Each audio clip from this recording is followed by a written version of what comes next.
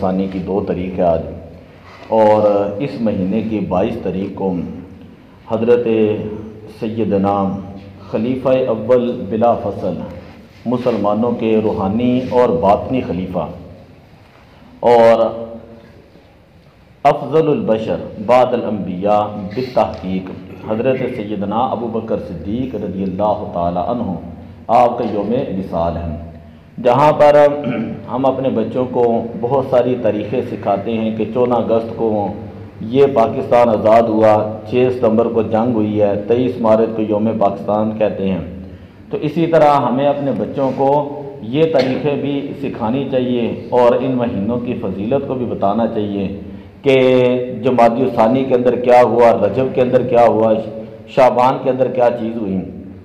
ہمارے یہاں ایک معمول بن چکا ہے کہ بچوں کے نام اگر رکھے جاتے ہیں تو وہ بھی اب جو ہے اس طرح کے نام ہے عجیب و غریب قسم کے کہ جن کا کوئی معنی ہی نہیں ہوتا، اور پھر جا کر ہمیں بتا رہے ہوتے ہیں کہ کر سے یہ بتائیں کہ اس کا معنی کیا ہے، حالانکہ آپ کو کس نے اتنا مجبور کیا کہ اتنا مشکل نام رکھیں؟ سیدھے سیدھے نام ہے، صحابہ کے نام کے اوپر رکھ لیں، محمد ابو بکر رکھیں، جب بھی نام لیں گے ساتھ محمد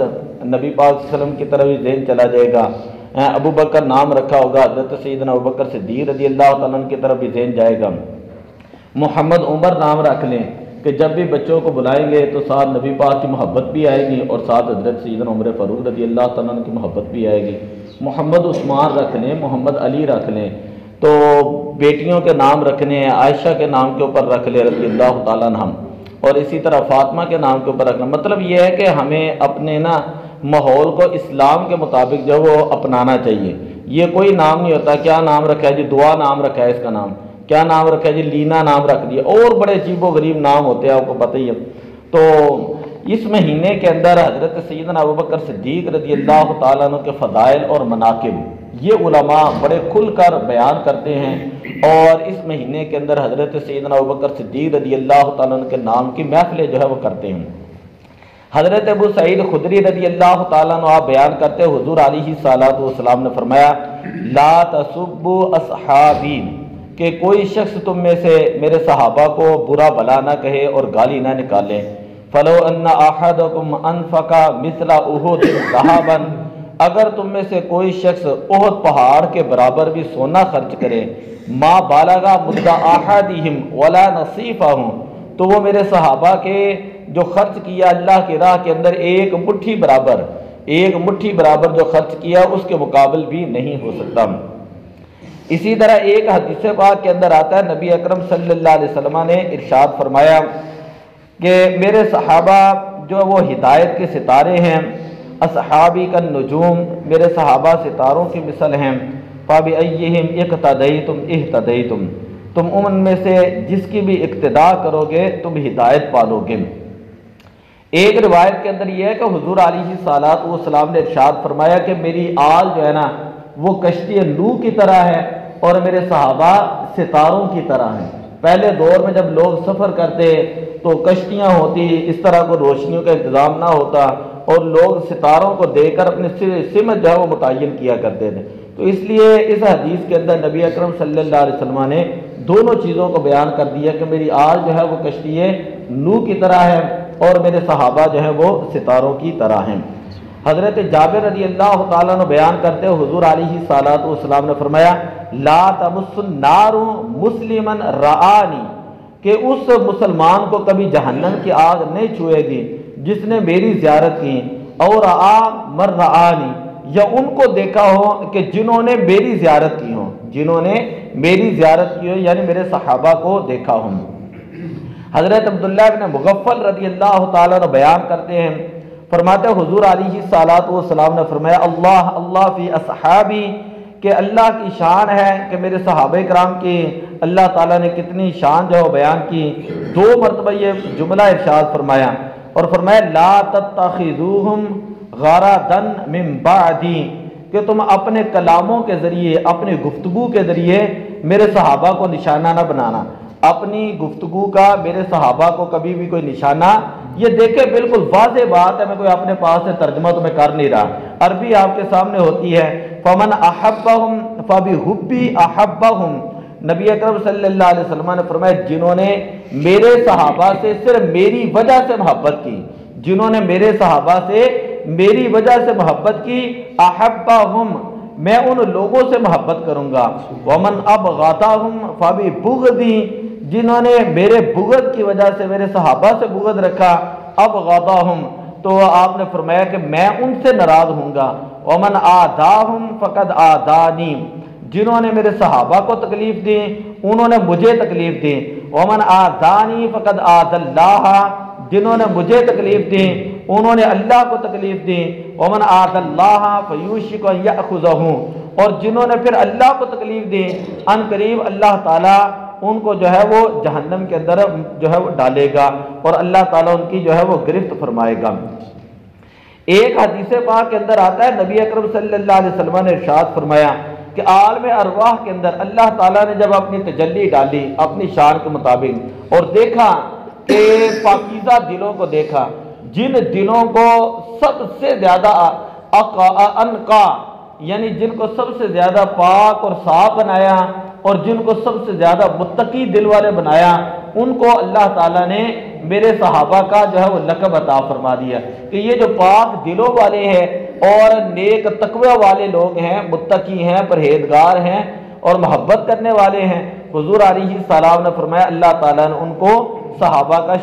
لقب عطا فرما دیا، صحابہ کی شان عطا فرما دی، ان کو میرے صحابیت کے لیے جو ہے وہ چن لیا۔ ایسے ہی لوگ جو ہیں آتا جاتا ہوتا کچھ نہیں ہے، سیدھی سی بات ہے، اور صحابہ کرام کے اوپر جو باتیں کرنا شروع کر دیتے ہیں۔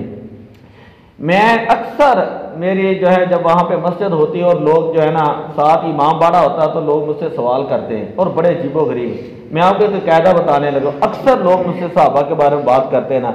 تو میں وہی ان کو طریقہ بتاتا جو ہمارے اساتذہ ہمیں بیان کیا کرتے تھے، فرمایا کرتے تھے کہ اعلیٰ حضرت رحمۃ اللہ تعالیٰ علیہ کا موقف یہ ہے کہ جن کی شان تو بالکل واضح ہے اور احادیث ہیں ان کی شان تو آپ کھل کر بیان کریں، لیکن جن کے بارے میں اگر آپ کو کوئی بات ہے، اگر آپ کے علم کے اندر بات نہیں ہے تو آپ ان کو یہ کہہ دیں کہ ان کا معاملہ اللہ کے سپرد ہے، ان کا معاملہ اللہ کے سپرد ہے۔ ہم کون ہوتے ہیں صحابہ کرام کے بارے میں فیصلہ کرنے والے، جن کے بارے میں اللہ نے قرآن کے اندر یہ بیان کیا ہے رضی اللہ عنہ ورضوا عنہ، یہ دیکھیں قرآن سے بڑھ کر تو کسی کی بات معتبر نہیں ہے، جن کے بارے میں اللہ کا قرآن یہ کہہ رہا ہے اللہ صحابہ سے راضی ہو گیا، اللہ صحابہ سے راضی ہو گیا اور صحابہ اللہ سے راضی ہو گئے، جن کے بارے میں اللہ قرآن کے اندر شانیں بیان کر رہا ہے اولئک هم المفلحون یہ فلاح والے ہیں، اولئک هم المہتدون یہ ہدایت والے ہیں، اور جن کے بارے میں اللہ قرآن کے اندر کوئی 20-25 آیات ہیں مختلف ہیں کہ جن کے شانوں کے تمغے اللہ قرآن کے اندر بیان کر رہے ہیں، تو جن کے بارے میں اللہ شان بیان کر رہے ہیں، ولی کی ساری زندگی جو ہے نا وہ صحابی کے ایک سانس تک نہیں پہنچ سکتی، یعنی ساری زندگی بھی ولی عبادت کرتا رہے اور وہ یہ کہے کہ میں صحابی کے مقام اور مرتبے تک پہنچ جاؤں گا، واللہ وہ صحابی کے مقام اور مرتبے تک نہیں پہنچ سکتا۔ اب قرآن پڑھ کر دیکھ لے والعادیات ضبحا، اس کے اندر اللہ تعالیٰ نے صحابہ کرام نے جن سواریوں کے اوپر سوار ہو کر نبی پاک صلی اللہ علیہ وسلم کے ساتھ مل کر جہاد کیا تھا نا، ان سواریوں کے قدموں کو لگ کر جو غبار اڑی ہیں اللہ نے اس غبار کی قرآن کے اندر قسمیں اٹھائی ہوئی ہیں۔ تو چاہے جائے کہ بندہ تھڑوں کے اوپر بیٹھ کر فیصلہ کرتا پھر صحابہ کے بارے میں نہیں جی ایسے ایسے ایسے، اسے یہ کہے کہ تو نماز پڑھ، جتنی تیری عمر ہے جتنا تیرا کام ہے کرنے والا، تجھے شریعت کے اوپر جو ہے نا بات کرنے کا کوئی حق حاصل نہیں ہے، تو ان پڑھ ہے، جاہل ہے، قرآن کی کسی آیت کا ترجمہ تجھے آتا نہیں ہے، تو نماز پڑھ کو وظیفہ کر تاکہ اللہ تعالیٰ تیرے کوئی گناہوں کو معاف کرے اور تیری کوئی قبر صحیح ہو، تجھے کوئی حق نہیں۔ علماء ہیں نا بات کرنے والے، علماء کو اللہ نے منصب دیا ہے نا، علماء کے بارے میں نبی پاک نے فرمایا ہے نا علماء انبیاء کے وارث ہیں، علماء انبیاء کے وارث ہیں۔ جب علماء انبیاء کے وارث ہیں، علماء پڑھتے ہیں، علماء کو پتہ ہے کہ کس بات کو کرنا اور کتنا کرنا ہے، کس بات کو کرنا اور کتنی کس کی شان اس کو کیسے بیان کرنا ہے۔ 5 وقت سپیکر چلا کر یہ کہنا علی خلیفہ خلیفۃ الرسول